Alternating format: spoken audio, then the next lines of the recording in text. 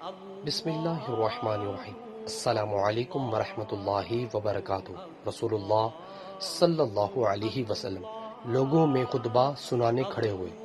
پہلے اللہ تعالیٰ کی اس کی شان کے مطابق ثنا بیان کی، پھر دجال کا ذکر فرمایا اور فرمایا کہ میں تمہیں دجال کے فتنے سے ڈراتا ہوں، اور کوئی نبی ایسا نہیں گزرا جس نے اپنی قوم کو اس سے نہ ڈرایا ہو۔ نوح علیہ السلام نے بھی اپنی قوم کو اس سے ڈرایا تھا، لیکن میں تمہیں اس کے بارے میں ایک ایسی بات بتاتا ہوں جو کسی نبی نے بھی اپنی قوم کو نہیں بتائی تھی۔ تمہیں معلوم ہونا چاہیے کہ دجال کانا ہوگا، اور اللہ تعالیٰ اس عیب سے پاک ہے۔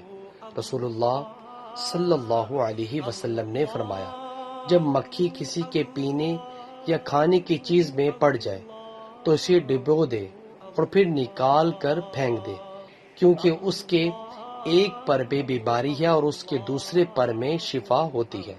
نیچے والا موجود ہے۔ سو ویورز، اللہ تعالیٰ سے دعا ہے اللہ تعالیٰ ہمیں بھی اپنی زندگی کو اسلام کے مطابق بسر کرنے کی توفیق عطا فرمائے، اور ہمیں اللہ تعالیٰ توفیق عطا فرمائے کہ ہم 5 وقت تکبیر اللہ سے نماز پڑھا کریں۔ ویڈیو کو شیئر کریں۔